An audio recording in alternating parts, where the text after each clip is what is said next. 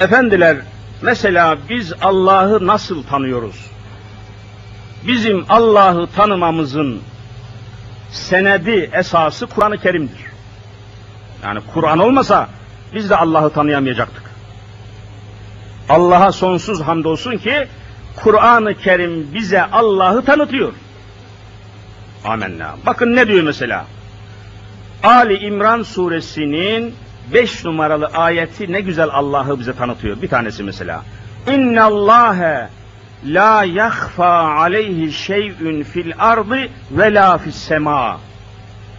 Göklerde ve yeryüzünde hiçbir şey Allah'a gizli kalmaz. Göklerde ve yerde hiçbir şey Allah'tan saklanamaz. Allah'ı tanıtıyor. Demek hiçbir şey Allah'ın ilminden hariç kalamaz. Allah'ın haberi olmadan, Allah'ın ilmi olmadan hiçbir şey olamaz. İtikada bakın ne güzel. Ali İmran yine 29 numaralı ayette Rabbimiz Habibi Zişan Efendimiz'e emrederek kendisini tanıttırıyor. Ne diyor? Kul, Habibim söyle, anlat. İn tuhfu ma fi sudurikum ev tübduhu, kalbinizde, zihninizde, içinizde, gönlünüzde, göğsünüzde olan bir takım niyetleri, düşünceleri, ifadeleri açığa ister gizleyin, ister açığa vurun, ya'lemhullah. Allah hepsini bilir. Allah'ı tanıtıyor. Bunları, şu ayetleri ilkokuldan üniversiteyi bitirene kadar nesillere anlatsaydık, bu nesil Allah'ı tanısaydı, çevreyi de tanıyacaktı. Her şeyi tanıyacaktı. Evet.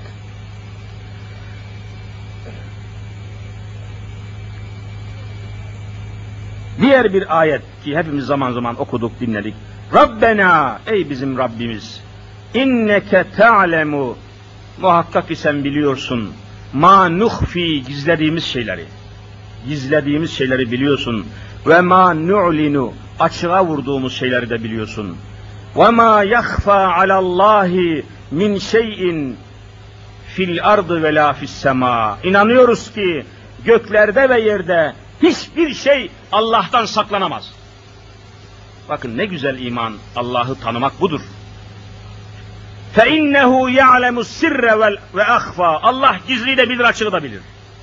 Gizliyi de bilir, açığa vurulmuş olan şeyi de bilir. اِنَّ اللّٰهَ عَلِيمٌ خَب۪يرٌ. Allah'ın haberi olmadık hiçbir şey yoktur. Habir, haberdardır. Ve daha böyle bir hayli ayetler var. Niye bunları söylüyorum?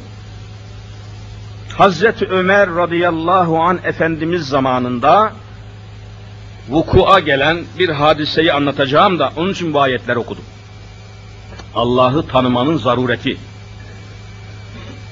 Hazreti Ömer radıyallahu an Efendimiz devlet başkanı sıfatıyla, halife sıfatıyla zaman zaman Medine'de vesaire yerlerde gece yarısından sonra halkın ne halde olduğunu tespit için devriye gezerdi. Devriye. Bunu biliyorsunuz. Bir akşamda geç saatlere doğru Medine'de mutat devriyesini yaptı, gezdi, tebdili kıyafet tabi. Medine'nin dışına çıktı, çok açıklarda içinde ışık yanan bir çadır gördü. Ufak bir çadır. Allah Allah, bu neyin nesi? Bu çok uzakta, çok açıkta, çok tenhada bu çadır ne? Yaklaştılar, sesler duymaya başladılar. Yaşlı bir kadının sesiyle genç bir kızın sesi geliyordu.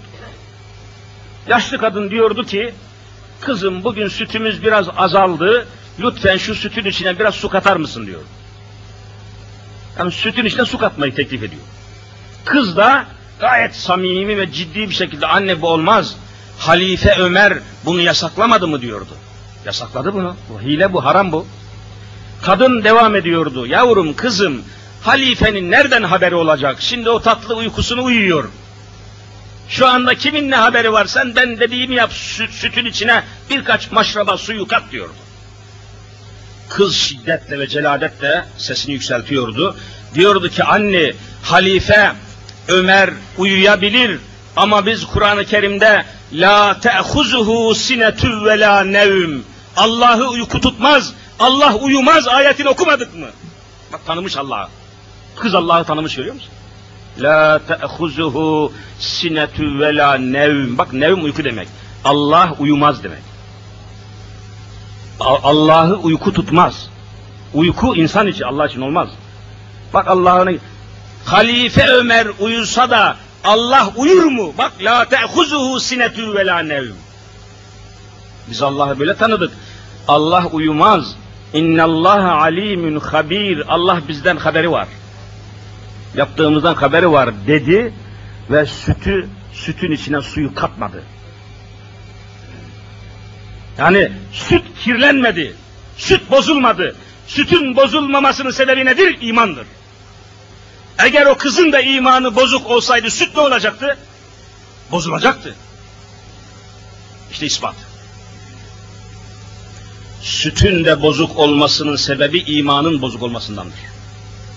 Devlet idaresinin bozuk olmasının sebebi imanın bozuk olmasındandır.